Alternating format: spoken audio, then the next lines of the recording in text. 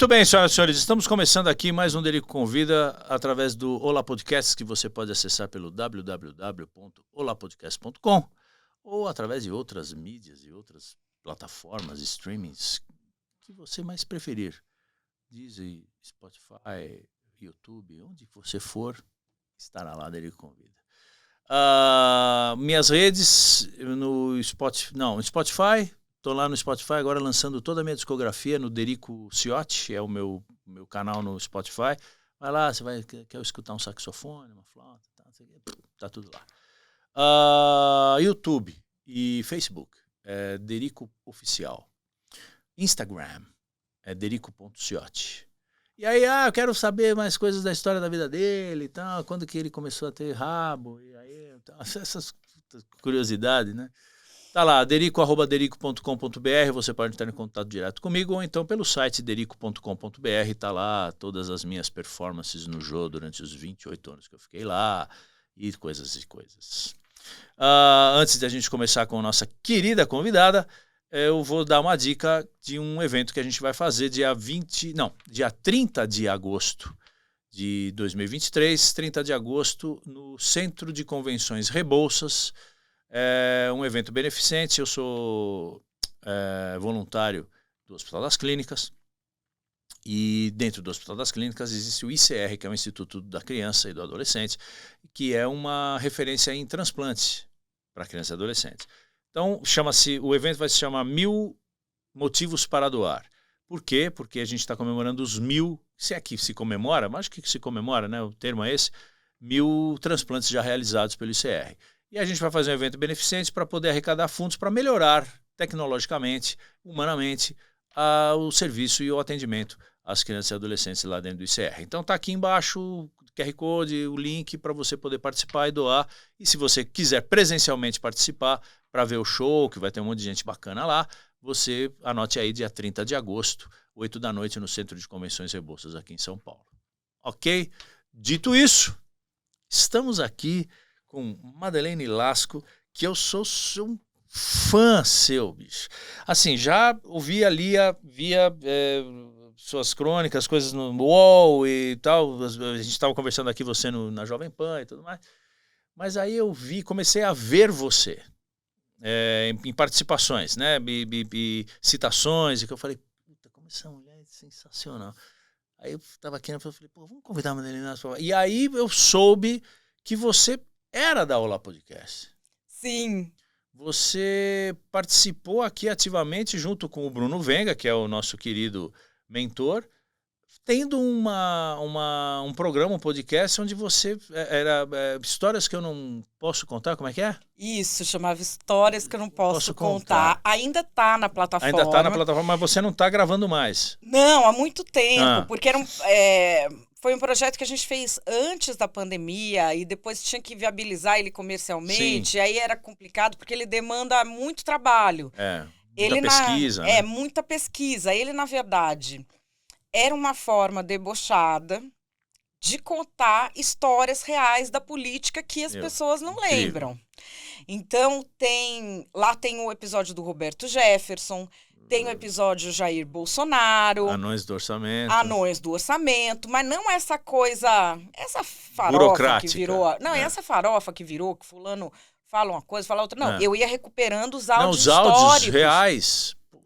Reais, da Assembleia Nacional Constituinte, é documental, assim. Então, isso dava muito trabalho, porque muitas dessas coisas que eu ia levantando, eu cobria aquilo. Então, eu lembro de memória.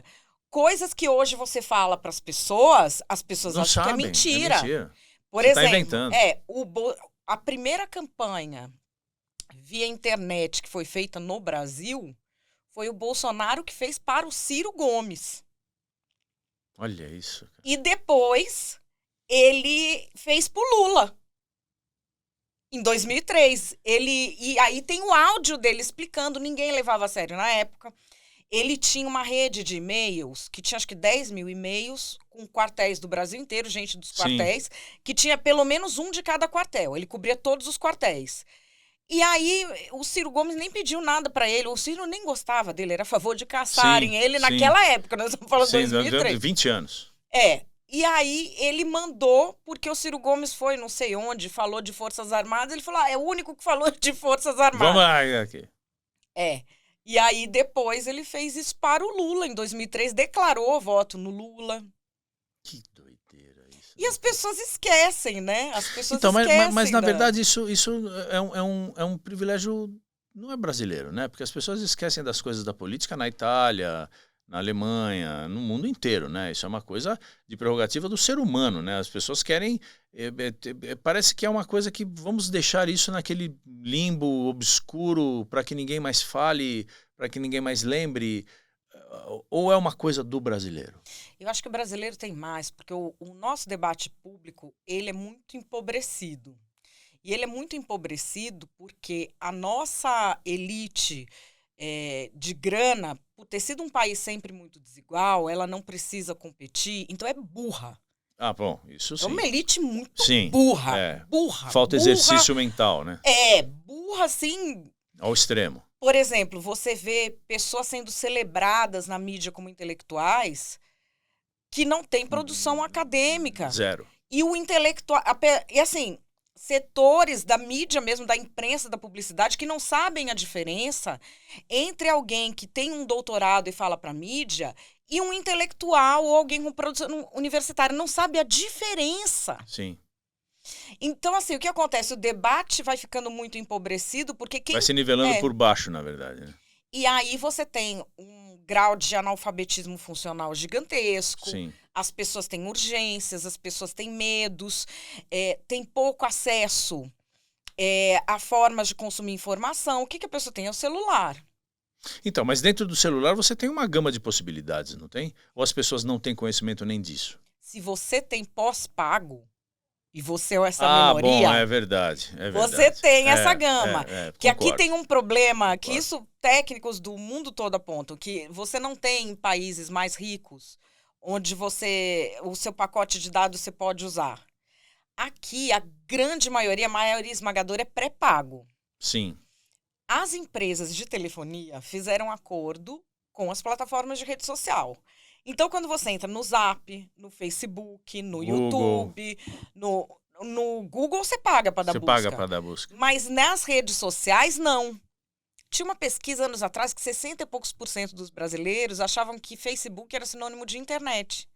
Então, o que acontece? Hoje, você tem a notícia, pega aquele print e manda no Zap. O Zap, você não paga o seu pacote. Para disseminar, entendi. Só que se você for procurar notícia para ler, você paga. Sim.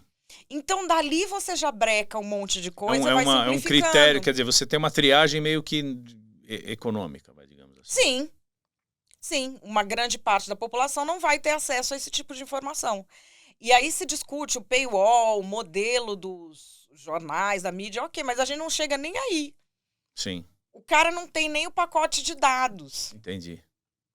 Então, assim, isso vai nivelando o debate cada vez mais por baixo. E também vai trazendo para a mídia uma necessidade do clique.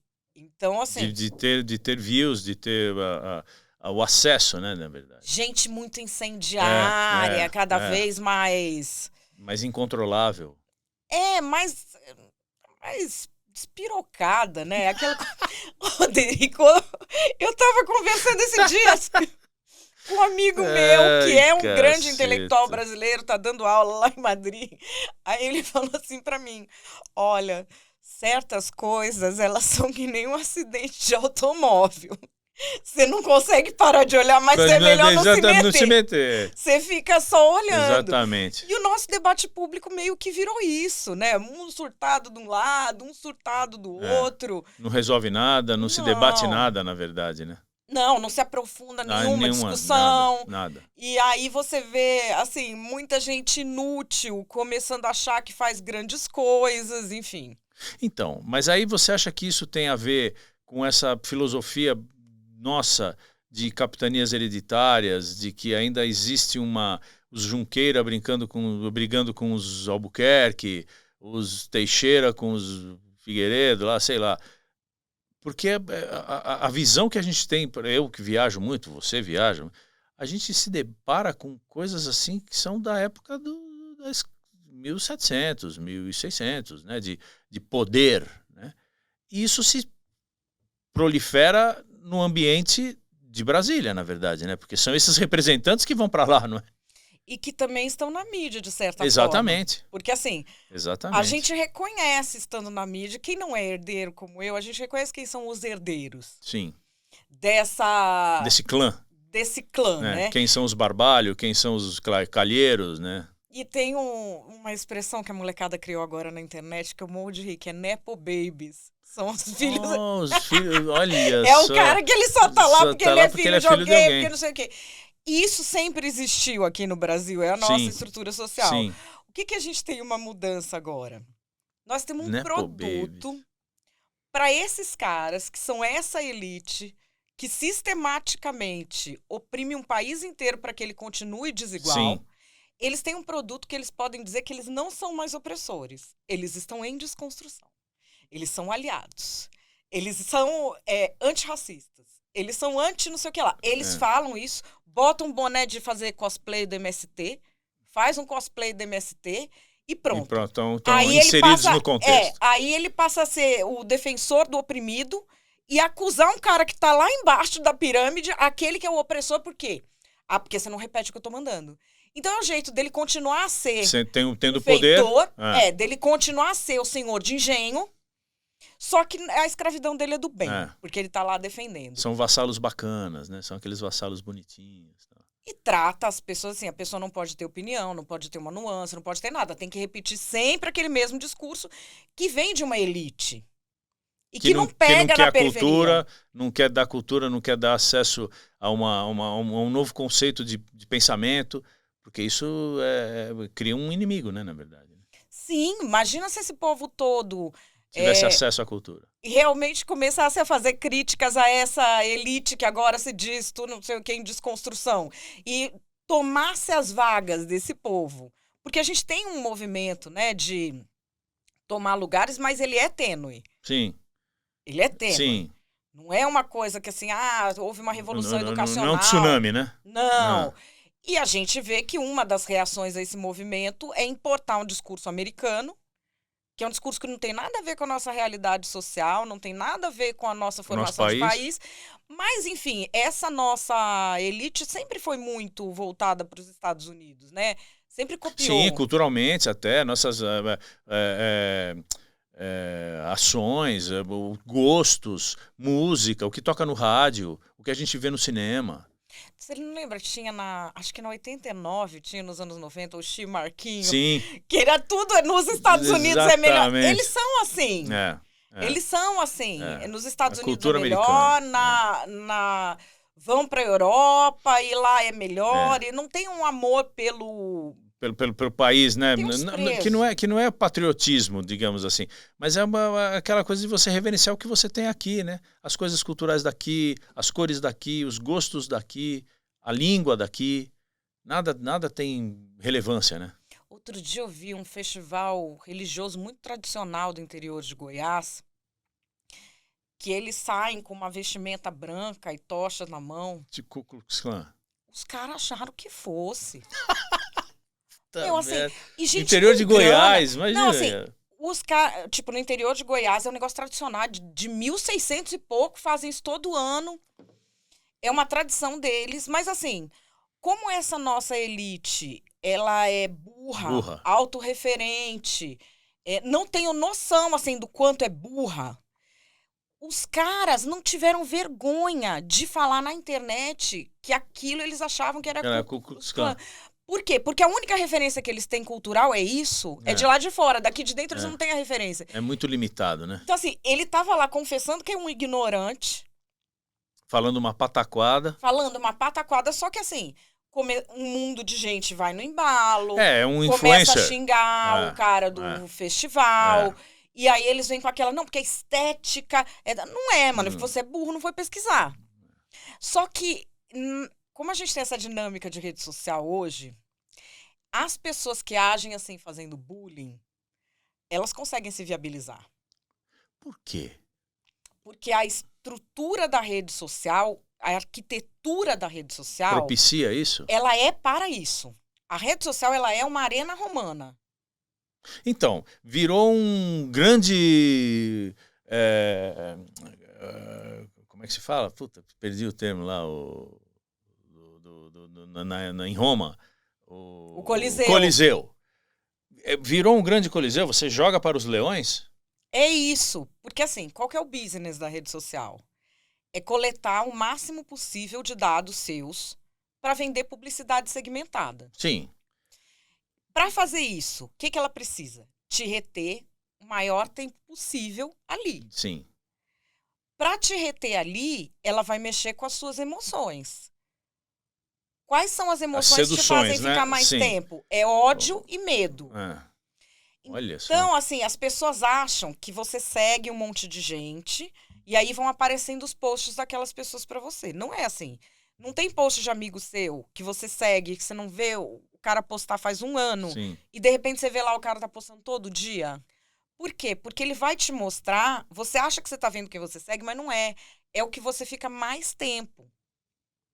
Então, um post de um ataque de um grupo a um indivíduo ou de um ataque contra um grupo, ele tem 67,5% mais chances de viralizar do que qualquer outro tipo de post, inclua aqui até mulher pelada.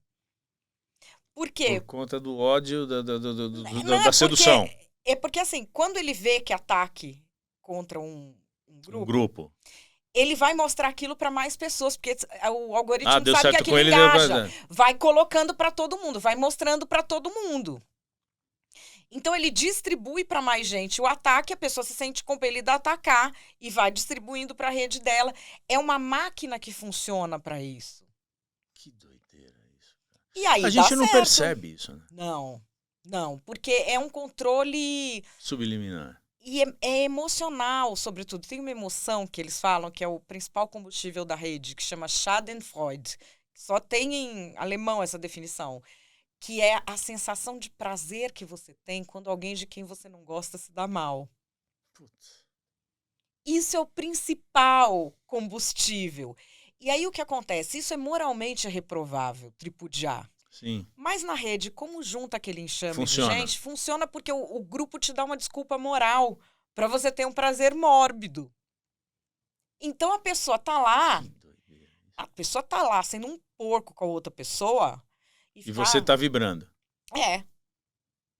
O outro tá vibrando, ou tem o sonso, né? Que assim, tá todo mundo apedrejando alguém, ele chega lá... tadinho. Mas só pra participar, exatamente. Ele tá adorando. Fazendo o advogado do diabo aqui. Tá lá. E assim, isso é uma coisa que a gente não percebe que mexe com a gente, porque a gente não quer dizer que a gente é manipulável. Sim. Mas todo mundo já teve isso. Quantas vezes você não... comigo já aconteceu. Você tá respondendo lá, você fala, mas por que eu tô respondendo essa pessoa que eu nem conheço, cara? É verdade. Pessoa louca. Oi. Aí você fala, quem é esse cara que tá me dando oi? Aí você fala assim, oi. Pronto, fudeu. Você fala, puta, por que eu fui falar oi, bicho? Aqueles que parecem bonzinho. Puta, começa a vir com um monte de coisa. Então, assim, na verdade, é uma curiosidade também, né? Da gente, né? Eu me coloco nisso porque eu sofro desse mal. De você falar, porra, cara, deixa eu cutucar aqui. Deixa eu ir aqui. Deixa eu ver lá. Então eu comecei a me policiar com relação a isso, porque isso aqui realmente... Eu estava contando agora pro Bruno, né? Que a gente estava falando de você. Eu falei, cara, eu fui pesquisar um carro, que eu ia comprar um carro, trocar de carro e tal. Cara... parecia que eu estava buscando isso há anos e que o cara resolveu o meu problema e começou a me... Tudo que eu faço agora vem uma coleção de carros. Eu falo, mas eu não quero, eu já resolvi. E não tem como você parar, porque agora ficou uma coisa... descobri a sua necessidade. E não é assim, né? É uma coisa que eles estão trabalhando. Né? Mas pelo amor de Deus. Porque assim, eles vão trabalhar e isso quando chegar a inteligência artificial num uso mais... Vai destrambelhar isso. Vai. E assim, não sei se você já tem uma experiência que é ótima.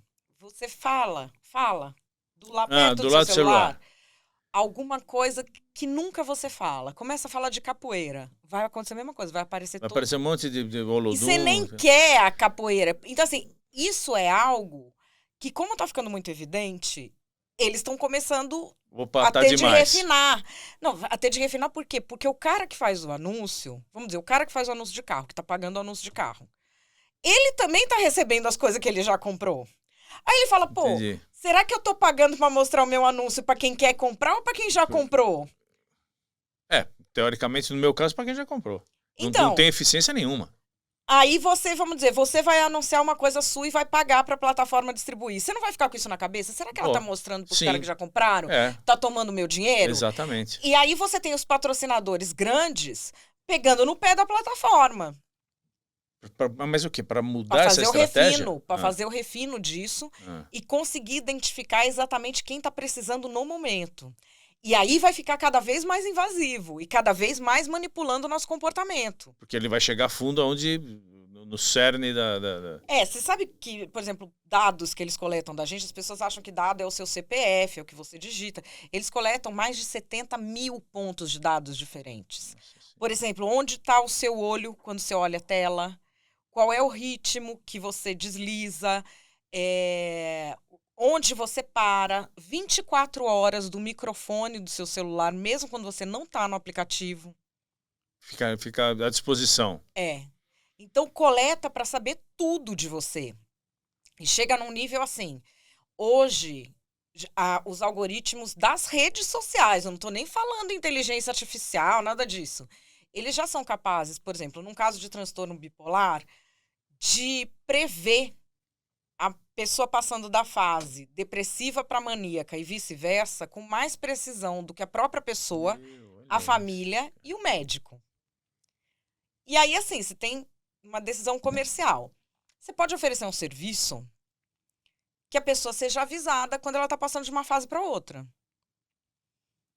Para ela saber, para ela... Tentar se resolver. Isso, para já se prevenir, enfim. Nossa. Você pode oferecer. Só que isso aqui, ele é um serviço médico, ele é de comunicação. E se errar, É psicólogo. quem arga, entendeu? Vira um rolo. Sim. Você pode não entrar nessa seara e simplesmente, quando a pessoa passa para a fase maníaca, começar a apresentar um monte de anúncio de coisa para ela comprar e os amigos dela comprando. Que aí ela vai comprar tudo. É uma decisão ética. Quer dizer, a gente não sabe o que eles estão fazendo. Usar o fato para vender. Pode. Então, mas isso é ético? Não. Mas a questão é, ele não está chegando lá e falando, mostre para as pessoas que têm uma patologia. Não. Ele está falando, mostra para quem tiver mais chance de clicar e efetivar a venda. Sim. Só que ele não está pondo uma salvaguarda, excetuando pessoas com patologias, crianças e não sei o quê. Ele não está pondo a salvaguarda. Joga tudo no balaio. Que é assim que está funcionando. Mas na verdade, quem tem o poder de discernir sobre o que é correto e o que não é correto não é o dono da plataforma? Se tiver uma regra que ele tem que seguir, não tem? Ah, entendi. Esse que é o problema, porque quando... Tá certo, lógico. Hoje, assim, a gente tá falando em regulação aqui no Brasil, lei de fake news. De 10 anos, não sei quantos anos isso já. Então, mas fala de uma coisa que, assim, o que fulano pode falar, qual o limite do humor, qual o sexo dos anjos, uma discussão chinelagem que nós temos aqui. Fora, o que é que se discute? Qual que é a figura jurídica dessas empresas? Porque elas estão hoje em dia como serviço de mensagem ou como agência de publicidade, que não é nenhuma nem outra. Sim. Então, assim, precisa se criar uma figura jurídica por que são essas empresas. Que é desvio de função, na verdade. Elas são registradas como uma coisa e fazem outra. Né? Porque a atividade delas não existe. Não existe. Então, assim, você vai ter que criar. E dizem sempre que, assim, os engenheiros estão à frente do pessoal da informação e que está à frente dos advogados e de quem faz as leis. Então, cada vez mais a gente vai ver um descompasso disso.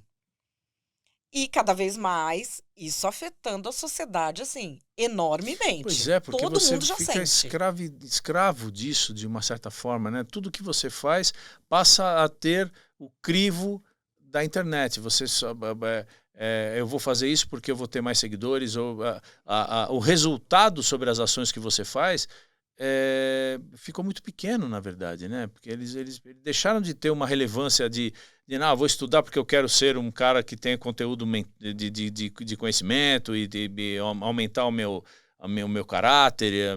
Não, cara, agora quantos seguidores você tem. E aquelas formulinhas, o que tem de coach? Que é o que coach, cara? Até hoje eu não descobri o que quer dizer um É o coach, cara cara. que descobriu Porque uma coisa que ele fala lá que o povo... Coach é jogador de técnico de futebol, técnico de vôlei. Agora, o cara ser coach de quê, bicho? Influenciador. Surgiu, assim, o coach como alguém que era como se fosse um técnico de futebol, mas para gerir a sua carreira. Surgiu assim, você tem que fazer mais mentoria, você tem que fazer mais curso. Se você tá... Surgiu assim. Como é que se fala? Um mentor, conselheiro. Surgiu assim. Mas aí, agora, cara, tem... Todo mundo é influencer. Virou uma profissão. Não, e os caras, Influencer. assim... Influencer, mas assim... O cara já fez o quê na área que ele tá aconselhando? Nada. Porque, por exemplo, eu sou sócia de uma EdTech, de uma empresa de educação para alta gestão, a GoNew. E a gente faz, por exemplo, estamos publicando um livro que é sobre governança social sem ideologia e na prática, tirando toda essa perfumaria. Quem que faz parte ali do livro? São pessoas que têm história, que tem 20, 30 anos em conselho de empresa. Tem história para contar, né? São pessoas que têm experiência na área, que contam o que elas fizeram que deu certo, o que elas fizeram que não deu certo, coisas que descobriram depois. São grandes executivos. Você tem isso, dá trabalho fazer. E não dá aquele impacto uau na rede. Você pode fazer a mesma publicação pegando uns gatos pingados que nunca pisaram numa empresa, sim, que lacram todo dia na internet, e eles inventam conceitos assim. Do nada. Não é bem do nada. Eles pegam coisas que vêm da universidade, que são teorias críticas, que são hipóteses, assim, simplificando, e tratam como se fosse uma explicação de um fenômeno. Então você tem racismo estrutural, machismo estrutural. Por exemplo, um grande intelectual brasileiro, de verdade, o Muniz Sodré, fala que nada disso é estrutural, é institucional. Porque nenhuma estrutura brasileira funciona. Se isso fosse estrutural, não funcionaria. E tratam isso, vamos dizer, como se fosse uma explicação de um fenômeno e oferecem para a empresa uma solução com base naquilo. Que é um que é uma coisa assim, que ele nem entendeu direito o que estava se discutindo. Isso, hoje, dá mais retorno de redes, de marketing. Mas o que a gente vê já começa a afetar o funcionamento das empresas. Porque você bota para dentro da sua empresa um cara que vai fazer um programa de inclusão de não sei o quê. O cara, ele faz o quê? Ele já fez alguma inclusão sem ser dele próprio? Sim, na folha de pagamento da sua empresa? Sem ser isso, ele já incluiu alguma coisa? Não, ele não incluiu. É um cara que faz bullying na internet o dia inteiro, que xinga os outros, que não sei o quê. Quando você coloca uma pessoa dessa numa estrutura que precisa funcionar e que leva o pão na mesa de várias famílias, essa presença vai ser tóxica. E já então, mas é tipo um tiro no pé? Muito! Muito! Mas as pessoas não têm noção disso? Nas empresas já começam a perceber. Tem muita demanda agora por esse livro que a gente publicou da GoNew. Porque é um livro que vai mostrando iniciativas abrindo os olhos. Iniciativas que são só de lacração. Sim. E aí, assim, por outro lado, uma necessidade real. Por exemplo, você tem necessidade real de incluir mais mulheres em processos decisórios. Sim. Isso por quê? Porque as pessoas são boazinhas? Não. Se dependesse dos caras, a gente tava em casa cozinhando até agora. É o resultado de uma batalha árdua de anos, né? De décadas. Só que aí acontece o quê agora? As mulheres estão aí. Os caras estão tudo puto, né? Os mais burrinhos, coitado, que perderam o lugar deles, não sei o quê, estão tudo... Mas aí o que acontece? Essas mulheres estão no mercado de trabalho, estão comprando, estão consumindo. As empresas têm que pôr mais mulher para entender como elas pensam. Sim. Então, falar a mesma língua, né, na verdade. E saber, por exemplo, num design de produto. Tem um caso que é sensacional da indústria automobilística, de um carro que era destinado para mulher, mas que deu errado porque o porta-luva quebrava a unha. E que é realmente um problema seríssimo. Não, a mulher não vai querer um negócio que ela tá quebrando a unha toda hora. Lógico. E o cara fez o carro inteiro e por causa desse detalhe não vendeu um investimento de quantos milhões? Porque ele não tinha alguém que compreendesse o público. Olha, aqui para abrir isso aqui vai quebrar minha unha. Troca esse negocinho aqui, que era, sei lá, R$10 trocar o negócio. Perdeu. Então, assim, por isso que precisa colocar mais mulheres, mais negros, mais homossexuais, porque são pessoas que estão no mercado Sim, de consumo. sem dúvida. Se você leva alguém que é um lacrador que faz bullying para dentro da empresa, ele não vai incluir ninguém. Vai fazer piada disso. E vai fazer piada disso, e não vai incluir, uma coisa que é um problema grande, não vai incluir homem pobre. Porque esse papo da lacração, ele é de rico, né? Que já não gosta de pobre mesmo. Onde é que fala? Que não gosta de gente que tem cheiro de ônibus. Não gosta. Então, o que acontece? Ele não vai incluir o cara que é pobre. Isso tem pesquisas mostrando. Começa a tratar mal o cara que é o branco pobre. O cara que é o negro, ele não é amigo do diretor. O cara que é o negro que está entrando na empresa. Sim. O que está entrando agora, que você quer reter. Ele não é amigo do diretor. Ele é amigo do branco pobre do bairro dele. Ele vem maltratando o cara... Na cabeça dele, ele fala, meu, próximo a ser maltratado sou eu. Tô indo pro mesmo buraco. Não, vamos sair desse lugar aqui que essa gente é louca. Então, assim, essa dinâmica da realidade social que se perde para implementar todos esses conceitos, ela já está batendo nas empresas. Então, e elas estão se mexendo? Estão. Em que sentido?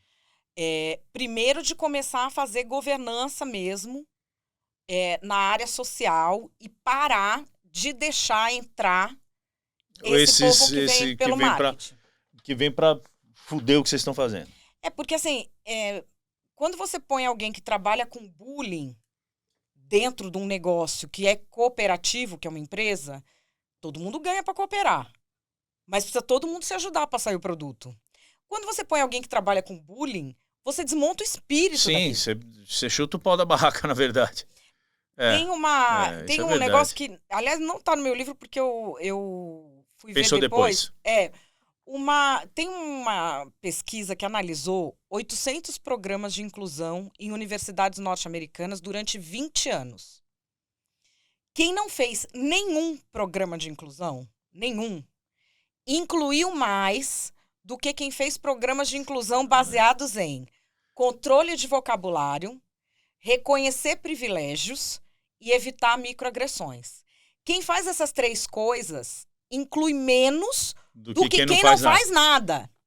Ou seja, controle de palavra, reconhecer privilégio e evitar microagressão, exclui. Não inclui. Exclui. Na prática, exclui. Sim. Porque exclui principalmente o pobre. E acaba sendo excludente porque as pessoas que estão em grupos que são marginalizados, geralmente elas têm menos grana e menos estudo. Então, quando você exclui o pobre, você exclui mais gente desses grupos. E assim, as empresas estão começando a perceber que não tá funcionando, tá gastando muito, tá passando ridículo. E também fica refém demais, né? De cancelador. Então, porque daí começa a vir aquelas críticas, você abre uma porta para pessoas criticarem, mesmo sem ter conteúdo também, sem ter estrutura para crítica, né? Porque as pessoas que criticam, eu acho um problema criticar, assim, eu particularmente. Julgar e criticar. Dericão, eu vou fazer um festival, você não quer ser banca jogadora? Eu falo, puta, cara, eu não tenho capacidade. Derico, pelo amor de Deus, você não tem? Eu falo, não, cara, eu não tenho capacidade de julgar. Porque como é que eu vou julgar a pessoa se ela está tocando bem ou está tocando mal, se ela estudou, se ela não estudou? Eu não tenho essa capacidade, eu não sei fazer isso. Porque é muito cruel. Fizeram isso comigo e eu achava cruel. Não vou fazer isso com as outras pessoas. Mas não é porque eu não tenho conteúdo. É porque eu não tenho coragem, talvez, não sei. Mas tem gente que tem coragem, cara, de meter o pau no que você está fazendo e não ter conteúdo nenhum. Você fala assim, pô, tá bom, você está falando de mim, então, você está falando do que eu faço, mas qual é a tua capacidade de julgamento? Que é sempre que eu falo, olha a biografia. O que a pessoa produziu? Nada, zero. Só tem 1 milhão de seguidores lá, sei lá se isso é currículo. Xinga alguém, mostra a bunda. Não sei se isso é currículo, cria história. Você sabe que... E aí você tem aqui do seu... Cancelando o cancelamento. Eu abro o livro com uma frase que é muito isso que você falou do cara que quer julgar. É uma frase do Aldous Huxley, portanto, mais de 50 anos, de um conto dele. A maneira mais segura de preparar uma cruzada em favor de alguma boa causa é prometer às pessoas que elas terão a chance de maltratar alguém. Ser capaz de destruir com boa consciência, ser capaz de se comportar mal e chamar de indignação justa é o cúmulo do luxo psicológico. Aí. Mas é isso mesmo. Você sabe uma coisa assim, por exemplo, ouvindo você falar sobre esse assunto, eu não sou um cara que acredito em crítica construtiva, por exemplo. Porque a crítica é a crítica. Sim. Como é que você vai construir? Você tem que...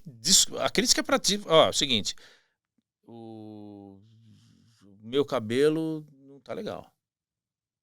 Isso não é uma crítica construtiva. Eu acho que crítica construtiva é uma expressão que ela não tem nenhum sentido lógico, porque ela é moral. Ela quer separar a índole de quem te faz a crítica. Exatamente. Então, fulano te fez uma crítica para te ajudar. Tipo, não, ou às vezes a pessoa que te faz a crítica, ela quer te ajudar. Ela fala, isso aqui você precisa estudar isso aqui melhor. Não, mas isso não é construtivo. Não, mas é um julgamento moral. E o outro quer só te xoxar mesmo. Tudo bem, mas eu acho assim, na verdade, o construtivo é você pegar a crítica da pessoa e aceitar e fazer a coisa ficar melhor. Aí você está saindo do limbo onde a crítica te levou e aí você constrói uma coisa diferente. Aí mas tudo bem. É que a gente tem uma sociedade de estrutura de poder muito elitizada. Um amigo, eu morei em Angola, né? Sim.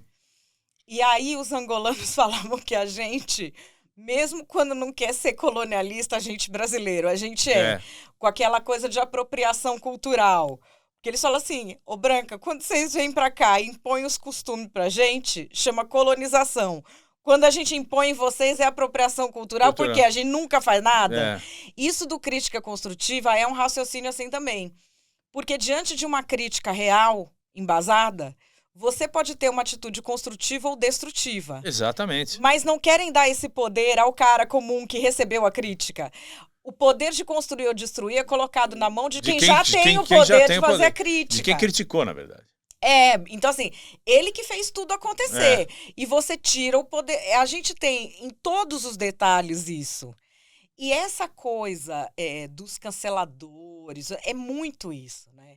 Eles querem ter o poder de dividir o bem e o mal, vira uma coisa que vamos salvar o mundo sem nunca ter lavado um prato. Cara, eu acho isso uma coisa muito... Por exemplo, eu lembro da época do Jô, que iam as pessoas lá com vários argumentos, né, para estarem lá, né? Eu quero sentar naquele sofá. Puta, o que eu preciso fazer para sentar naquele sofá? Então o cara fala, puta, eu vou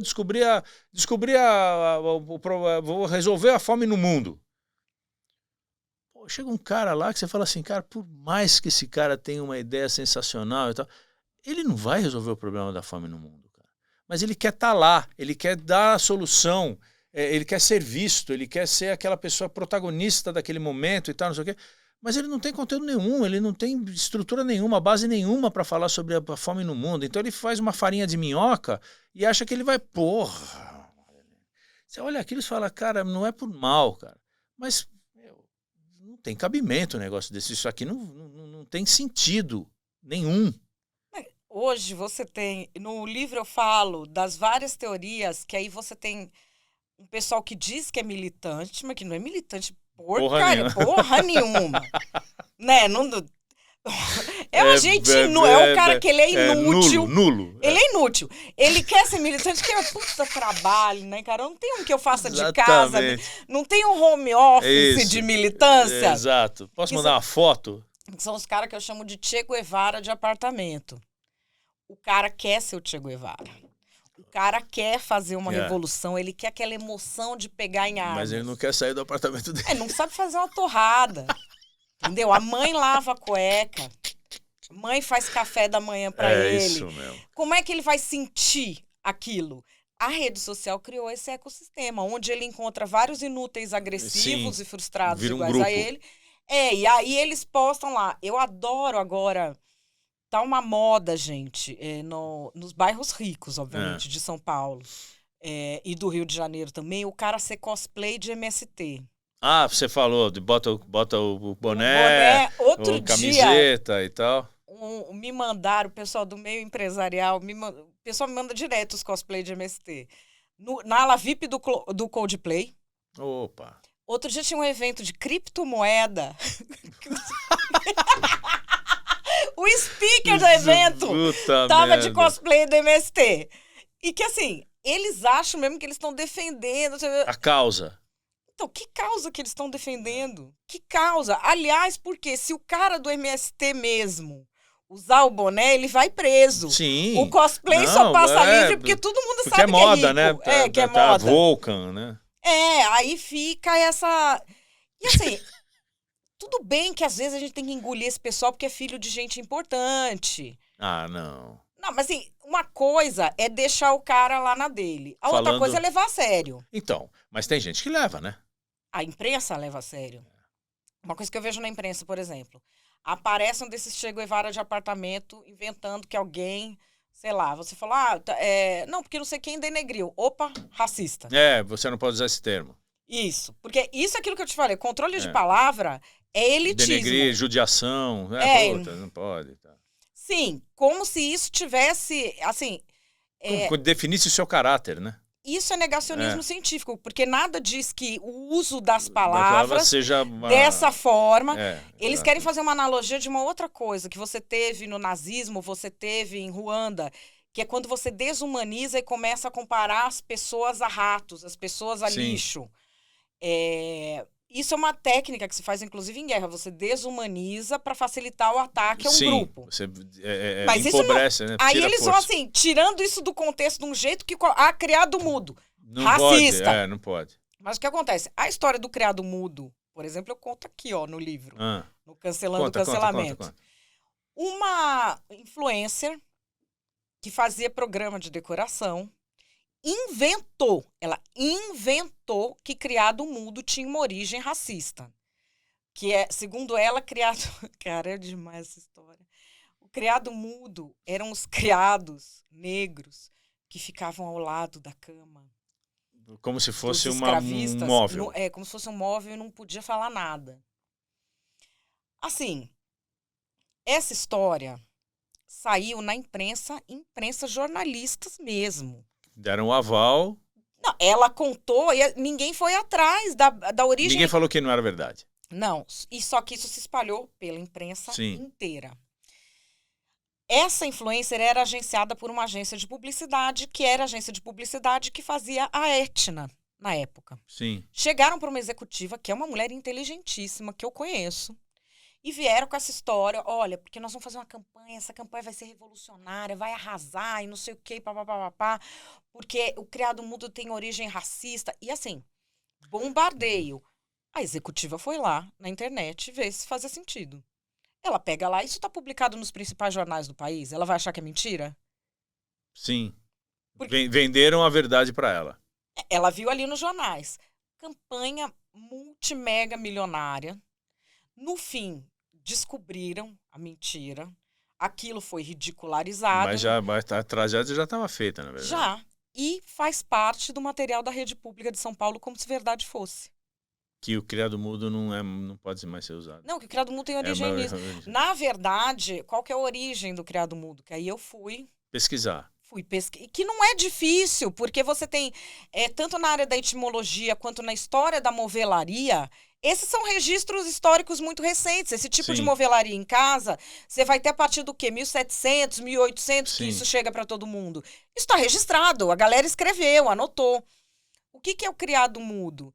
Criado mudo, quando você começa a Revolução Industrial, vão surgindo vários móveis para dar um suporte, porque a criadagem vai saindo das casas burguesas para ir trabalhar em fábrica.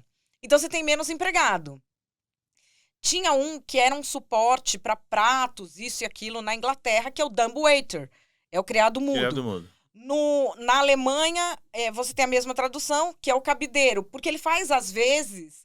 Do criado. Do criado. Por exemplo, o dumbwaiter hoje, em inglês, é aquele elevadorzinho... De restaurante, de primeiro pro primeiro. Que não tem mais o cara pra levar. Você tem o... Sim. E que assim, é dumbwaiter por quê? É o criado mudo por quê? Porque ele só falta falar. Entendi. Ele faz todas as funções do criado sem falar. Sem falar, você pode reduzir uma pessoa porque você tem aquele móvel de apoio. O dumbwaiter chega aqui no Brasil como esse móvelzinho de louça. Mas aqui a gente não tinha banheiro dentro de casa. Então, o pessoal começou a botar do lado da cama com uma bacia d'água pinico. Sim. E aí virou do lado da cama o criado mudo. O mesmo dumbwaiter que era da cozinha que ficou do lado. Pra cama. E tem o registro do primeiro que chegou, de quem que era, de qual casa. Tem tudo isso. Não tem nada de racista aí. Não. Não. Por que uma pessoa inventa um negócio desse? Pra Por- quê? Pra ser o quê? Porque daí ela vai ser reconhecida como ativista primeiro, depois como especialista em inclusão e vai ganhar uma tonelada de dinheiro fazendo publicidade. É o Tá, mercado. não, tudo bem. Você Mas cria a palavra, você cria o Index Prohibitorum de palavras.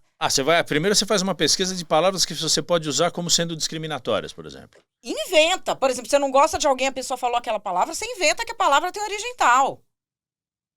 Mas isso aí é um exercício de inteligência que poderia ser usado para o bem, não poderia? Não, porque a inteligência para o bem você tem que ter uma aplicabilidade na vida real. Mas ela não está aplicando na vida real um negócio desse, falando Não uma está mentira? solucionando o problema, está criando. Criar Tá problema criando é mais problema. fácil do que solucionar. Bom, isso é verdade. Entendeu? De causador, É, gente isso é para criar verdade. caso. Então, assim, é gente que tem uma inteligência de criar um problema. Tá certo. Solucionar, ela não vai saber solucionar. Então, inventa-se essa lista. É uma coisa Joga que para lá e foda-se, vamos pensar num outro ponto. Porque aí essa pequena elite controla o pensamento do resto. Porque você interdita o pensamento. Você infere que há Bloqueia intenções ali. malignas. Entendi. E aí ninguém pode falar nada perto desse pessoal, porque ele pode inferir que tal coisa que você falou, você tinha intenção. E o nosso problema é que isso está chegando nas estruturas de poder, no Ministério Público, Então, por no exemplo, Judiciário. posso estar falando uma bobagem aqui, você me corrija. É o que aconteceu com a vacina, por exemplo? Do que De falar que a vacina você tomava virava jacaré? Então, mas aquilo ali também foi uma... Enfim, da vacina, assim, tudo que foi feito de política com relação à vacina da Covid aqui, eu trabalhei na erradicação da polio em Angola. Minha área de especialização formal mesmo é comunicação para o desenvolvimento em emergências de saúde pública. A comunicação aqui, tanto do governo quanto quem tentava contrapor o governo, ela trabalhou para que nenhuma pessoa adotasse nenhum protocolo de segurança. Porque você tem assim, vários protocolos para fazer quando você tem uma emergência de saúde pública. Você tem que dar à pessoa, primeiro, serenidade. Sim. Depois, escolhas. E fazer a comunicação de um jeito que a pessoa entenda que ela vai dar segura, conta. Né? Ou que nem se sinta segura, mas fala assim, não, eu consigo levar isso aqui, eu consigo levar. Se você chega e fala de cara, 1 milhão de mortos, a cabeça da pessoa desliga, ela fala, não, mano. Isso acontece mesmo. Então, assim, você tem de um lado é só uma gripezinha e do outro 1 milhão de mortos. E enquanto os palhaços vão lá se divertindo, a população que se dane. Porque o que acontece é que desliga mesmo. A pessoa para de prestar atenção aos detalhes. Então, o cara quer usar máscara, ele não consegue usar do jeito certo, ele não consegue nem aprender qual é o jeito certo. Então, por quê? Porque ou é uma gripezinha que você não tem que dar atenção, ou é 1 milhão de mortos que não adianta você usar porque você vai morrer também? A cabeça do ser humano funciona assim. Binária. Se é muito extremo e eu não dou conta, eu desligo. Então, mas essa teoria, quer dizer, que a teoria não, que é a prática, porque aconteceu. O que deveria ter sido feito? Você como uma expert, você foi lá, estudou isso, você tem um embasamento. Qual teria sido o movimento correto a se fazer numa situação daquela lá, num país como esse? Primeiro, de união. Aqui não teve. A primeira coisa. Então, assim, verdade. União. Então, você tem que ter união o quê? Primeiro, olha, a partir desse momento, as diferenças políticas estão de lado, porque temos uma coisa mais importante, que é a sua família. Sim. Primeira coisa. Depois, a união entre diversos setores da sociedade. Então, você une um conselho de notáveis em saúde pública para isso, com os políticos, com os artistas que vão falar aquilo para as pessoas. Tom sempre comedido. Que isso, quando a gente viu, os influencers de um lado e de outro já vieram... Com o pé no peito, né? Um tom sempre comedido. E passando as informações que são seguras. Ocorre que a gente está vivendo uma era em que tudo vira uma jihad religiosa. Então, parece que todo mundo é xiita, que tem uma polarização que o cara ou você está comigo ou você vai morrer. Não, e você tem que ir, por exemplo, tem gente que tomou a vacina, tem gente que agora tem alguns efeitos colaterais de algumas das vacinas que estão sendo documentados. Aí, se você falar isso, o cara fala, então você acha que o quê? Que a vacina vira jacaré? Pois é. Que não tem nada a ver uma coisa com a outra. Não. Qualquer medicamento que seja feito num tempo tão curto, Não foi testado, né? ele vai ter problema, ele vai ter problema. O que se achou no momento é que a solução valia a pena testar. Porque era uma coisa... O grande problema Emergencial. o problema da Covid não é letalidade.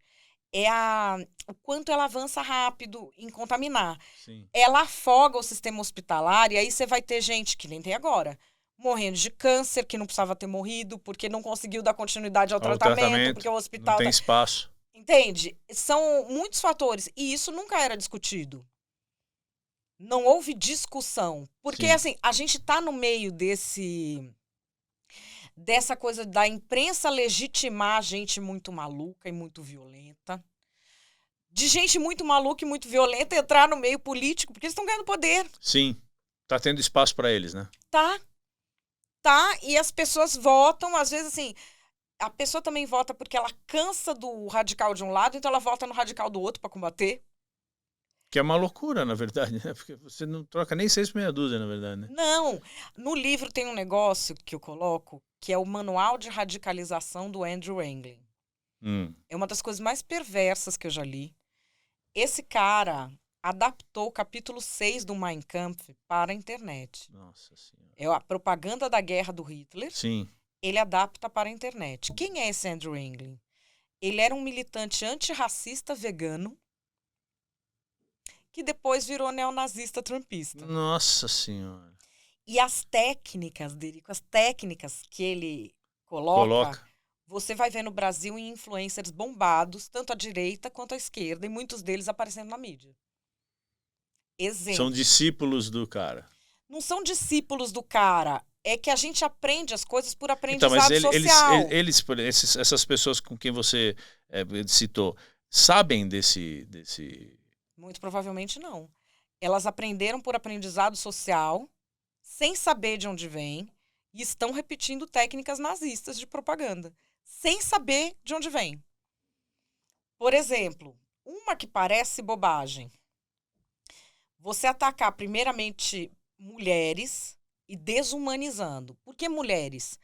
Porque a mulher é nova no espaço público. Então, essa entrada... Como toda mudança, ela causa ressentimento. E aí você consegue mobilizar o ressentimento. Sim. Como que você desumaniza a mulher? Tem 2 jeitos que, assim, todo mundo que vai ver vai lembrar de alguém que viu fazendo. A mulher nunca é a fulana, essa vagabunda só. Não. Ela é o fulano de saias. Você despe ela da identidade dela.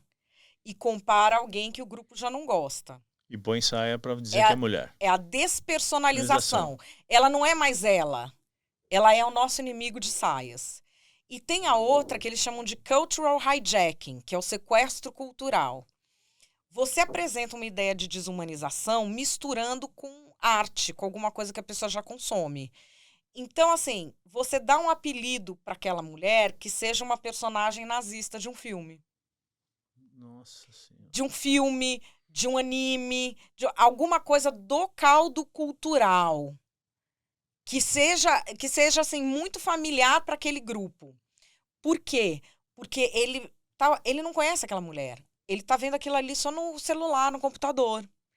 Ele desliga a chave de que seja um ser humano e começa a agir como se fosse um jogo. E assim, o objetivo do Andrew Anglin é preparar as pessoas para rir da morte dos nossos alvos. Desdém total. E assim, são pessoas que chegam a isso mesmo. Madeleine, eu quero... não é sempre que eu faço isso, mas eu vou fazer porque eu estou sentindo que aqui a gente vai conversar muito e já deu um tempo. Eu quero parar aqui e você volta semana que vem para a gente continuar o nosso papo. Topa? Topo, mas tem que vir continuidade. Não, aqui não é tudo normal, tá tudo certo. A gente vai fazer semana que vem a parte 2, Derico convida a Madeleine Lasco. Pode ser? Claro que pode ser. Senhoras e senhores, só lembrando, dia 30 de agosto, no Centro Cultural, no Centro de Convenções e Bolsas, 8 horas da noite, 1000 motivos para doar. É um evento beneficente em prol do Instituto da Criança. para a gente conseguir melhorar tecnologicamente e humanamente o atendimento às crianças e adolescentes com o transplante, né? Os transplantados. Já temos mais de 1.000 transplantes realizados e vamos chegar a muito mais ainda, contando com a sua ajuda através daqui, ó, esse QR Code ou esse link aqui, você pode participar, tá bom? Semana que vem, tamo junto aqui com mais Madeleine Lasco. Muito legal!